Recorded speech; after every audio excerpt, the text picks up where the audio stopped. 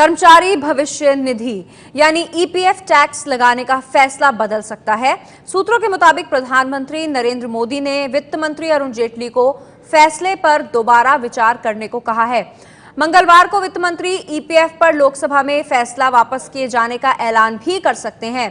सूत्र बता रहे हैं कि प्रधानमंत्री ने 3 दिन पहले बैठक में ईपीएफ टैक्स पर फिर से विचार करने के लिए जेटली को कहा था। आपके संवाददाता विकास भदौरिया का रुख करते हैं।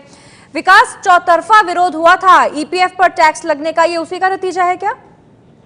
जी हाँ, बिल्कुल मान सकते हैं कि ये उसी का नतीजा है। जैसे ही ईपीएफ पर टैक्स का ऐलान बजट के दौरान हुआ था, उसके बाद से ही इस प्रावधान का जबरदस्त विरोध हुआ था और इसके बाद प्रधानमंत्री ने 3 दिन पहले एक बैठक बुलाई थी और इस पर सीधे सीधे वित्त मंत्री अरुण जेटली को प्रधानमंत्री ने निर्देश दिए थे कि इस प्रावधान पर फिर से विचार किया जाए और इस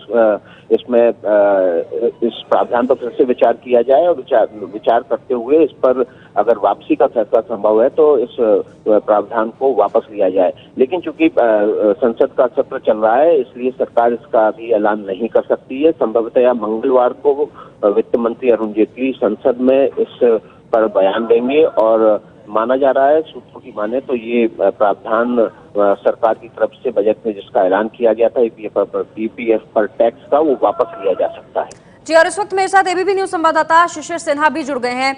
शिशिर, ईपीएफ पर टैक्स लगना सीधा सीधा लोगों के उस पैसे पर मार थी जो उनकी जमा पूंजी होती है जीवन भर की। अब इसको वापस लिया जाए, ऐसी सलाह दी है प्रधानमंत्री नरेंद्र मोदी ने वित्त मंत्री अरुण जेटली को। कैसे देखते हैं इसे?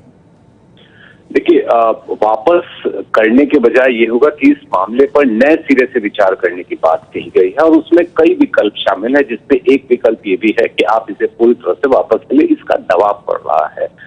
जहां तक सवाल है कि जमा पूंजी की ये बात बिल्कुल सही है कि 60 साल की उम्र तक जो आप पैसा जमा करते हैं, वो पैसा हम निकाल करके हम उसे कहाँ लगाते हैं, इसका फैसला करने का अधिकार हमें होना चाहिए। कुछ इसी सोच के साथ ये सरकार के ऊपर जो है वो दबाव बन रहा है कि जो बजट में उन्होंने प्रस्ताव रखा है ईपीएफओ पे टैक्सेशन का, उस पर नए सिरे से विचार करे।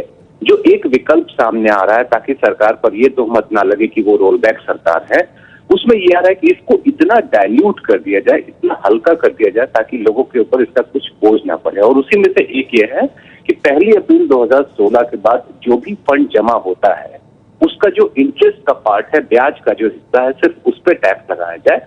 और साथ ही साथ जो आप एन्युटी प्लान यानी कि पेंशन प्लान में पैसा लगाते हैं, वहां पर जो आपको सालाना मंथली जो पेंशन मिलेगा, उस पर कोई टैक्स ना लगाया जाए। तो इस तरह के कई विकल्प हैं जिस पर चर्चा चल रही है। अंतिम स्थिति मंगलवार को साफ होने की उम्मीद है।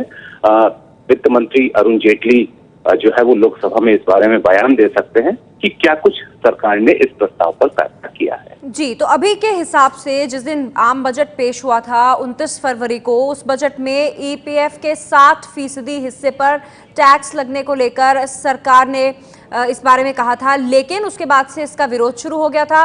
फिर सरकार की तरफ से जो बयान आए थे उनमें भी विरोधाभास दिखा था। सरकार ने उसके बाद कहा कि जो ब्याज लगता है ईपीएफ पर, सिर्फ उस पर अब टैक्स देना होगा। लेकिन जो ताजा खबर आई है वो ये कि प्रधानमंत्री नरेंद्र मोदी ने वित्त मंत्री अरुण जेटली को दोबारा से इस पर विचार करने के लिए कहा है। ईपीएफ टैक्स का जाना क्या अब तय है, क्योंकि प्रधानमंत्री नरेंद्र मोदी ने क्योंकि इस बात के लिए बोला है, तो अब देखना होगा मंगलवार को सदन में वित्त मंत्री अरुण जेटली इस पर क्या जानकारी देते हैं। क्योंकि जो ताजा हालात लग रहे हैं और जो सूत्रों के हवाले से जानकारी मिल रही है उसके मुताबिक ईपीएफ टैक्स का जाना तय है, क्योंकि प्रधानमंत्री ने वित्त मंत्री को इस पर पुनर्विचार करने के लिए कहा है। लोकसभा में इसका ऐलान कर सकते हैं मंगलवार को अरुण जेटली। और इस वक्त कांग्रेस से मेरे साथ जुड़ गए हैं मीम अफजल साहब। मीम अफजल साहब, सरकार को ये रोल बैक कर लेना चाहिए क्या? और अभी जो प्रधानमंत्री नरेंद्र मोदी ने जो सलाह दी है कि इस पर पुनर्विचार किया जाए वित्त मंत्री अरुण जेटली को, उसके क्या मायने हैं?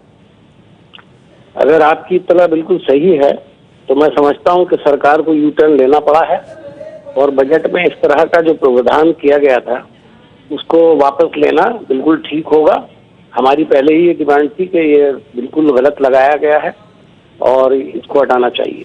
प्रधानमंत्री ने बाकायदा निर्देश दिया है सर वित्त मंत्री अरुण जेटली को इसके लिए। अगर उन्होंने निर्देश दिया तो इससे ये भी साबित होता है कि शायद अरुण जेटली साहब इसकी सीरियसनेस को नहीं समझ रहे थे या उनका प्रधानमंत्री से इस मामले में इख्तिलाफ था और वो इसको नहीं करना चाहते थे। शायद इसीलिए प्रधानमंत्री को निर्देश देना पड़ा है। जी मीम अफजल साहब, एक और बात सामने आई थी। जिस दिन बजट पेश हुआ था उस दिन कहा गया था कि जो ईपीएफ है उसके 7% हिस्से पर टैक्स लगेगा।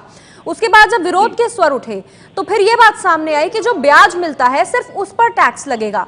तो आपको क्या लगता है कि ये जो चेंज हुआ था और ये काफी बड़ा तब्दीली थी, जैसे कि अगर 5 लाख रुपए किसी की जमा है रांची ईपीएफ में तो उस पे 30,000 रुपए उसका जो है टैक्स बनता, लेकिन उसके बाद जो बात सामने आई उसमें सिर्फ 5,000 रुपए टैक्स बनता। तो ऐसी स्थिति में आप क्या देखते हैं? अब जो निर्देश दिए गए हैं प्रधानमंत्री मोदी की तरफ से, क्या पूरी तरह से रोल बैक करना चाहिए सरकार को, या फिर जो ब्याज पर टैक्स की बात सामने आई थी पूरी तरह से रोल बैक करना चाहिए, इसलिए कि ईपीएफ जो है वो मुलाजमीन की सारी जिंदगी की कमाई होती है जी, और उसमें जो उसका इदारा, पेरेंट इदारा होता है, चाहे वो सरकार हो या प्राइवेट, उसमें उसका भी थोड़ा सा हिस्सा जो है बराबर का उसमें डाला जाता है। और ये इसलिए किया जाता है कि आदमी जब रिटायर हो तो उसकी जिंदगी रिटायरमेंट के बाद अच्छी तरह से गुजरे, महफूज रहे उसका मुस्तकबिल जी। लेकिन अगर इसके ऊपर भी आप टैक्स लगा देंगे तो ये यकीनन एक ज्यादती वाली बात थी और इसकी मुखालफत इसलिए हो रही थी। लेकिन अरुण जेटली साहब ने इसकी सीरियसनेस को शायद नहीं समझा। अगर प्रधानमंत्री ने आज अवामी दबाव में ये काम किया है तो मैं समझता हूँ इससे ये साफ होता है कि सरकार सोचे समझे बहुत सारी चीजें ऐसी करती है। जी जी, बहुत बहुत शुक्रिया मीम अफजल साहब हमारे साथ जुड़ने के लिए। तो अब क्या सरकार इसे रोल बैक करेगी, या फिर अब जो दूसरी बार शब्दों पर कायम थी कि जो सिर्फ ब्याज है उस पर टैक्स लगेगा, उस पर रहेगी? इस वक्त हमारे साथ जुड़ गए हैं वैल्यू रिसर्च के सीईओ धीरेन्द्र कुमार जी। धीरेन्द्र जी, क्या असर होगा इसका? एक तो असर होगा कि लोगों के अभी देखना होगा कि ये क्या डिसीजन लिया जाता है, किस तरह से रोल बैक होता है, या पार्शियली होता है या कंप्लीटली होता है, या जैसा स्टेटस को था वैसा बना रहता है जी। लेकिन हमें नहीं भूलना चाहिए कि जो इसके पीछे सोच थी उसमें कोई सब्सटेंस था, और सरकार के इस सोच का जो बेसिस था इसमें थोड़ा बदलाव तो जरूर होगा। अभी ऐसा होता है कि किसी का एम्प्लॉयर का कुछ भी कंट्रीब्यूशन होता है, चाहे वो किसी 4 लाख हो, 5 लाख हो सालाना, वो पूरी तरह टैक्स फ्री उसमें जाता है, टैक्स फ्री तरीके से बढ़ता है और आप उसको टैक्स फ्री तरीके से निकाल भी सकते हैं। तो इसमें बदलाव तो थोड़ा बहुत होगा। उसके अलावा जो इसके पीछे सोच थी कि नेशनल पेंशन सिस्टम जो कि भारत सरकार ने अपने सारे कर्मचारियों के लिए लागू किया है, उसमें करीब 1 करोड़ मेंबर हो गए हैं जी। उससे पैरिटी लाने के लिए इस पे उस नेशनल पेंशन सिस्टम पे छूट की मांग की जा रही थी, उससे बराबरी करने के लिए ये बदलाव किया गया था। तो अब उसके बारे में भी सोचना होगा कि अगर ये पूरी तरह विड्रॉ हो जाता है तो नेशनल पेंशन सिस्टम का क्या होगा, जिसको कि ज्यादा उपयोगी बनाने के लिए, क्योंकि एनपीएस के मेंबर्स को इसका सीधा फायदा हुआ है। जी जी जी, बहुत बहुत शुक्रिया धीरेन्द्र जी, वैल्यू रिसर्च के सीईओ, जानकारी देते हुए कि इसका क्या असर पड़ सकता है। आपको समझाएं अगर सरल भाषा में, तो पहले जिस दिन बजट आया था उस दिन अरुण जेटली ने ऐलान किया था कि ईपीएफ के 7% अमाउंट पर, जो प्रिंसिपल अमाउंट है उस पर टैक्स लगेगा। उसके बाद विरोध हुआ। विरोध के बाद ये बात सामने आई सरकार की तरफ से कि अरुण जेटली के उस भाषण को गलत समझा गया, जबकि अरुण जेटली ने कॉर्पस शब्द का इस्तेमाल किया था। फिर सरकार ने कहा कि जो ब्याज होगा ईपीएफ का सिर्फ उस पर टैक्स लगेगा। और आज जो ताजा खबर आई है उसके मुताबिक प्रधानमंत्री नरेंद्र मोदी ने निर्देश दिए हैं अरुण जेटली को इस पर विचार करने के लिए।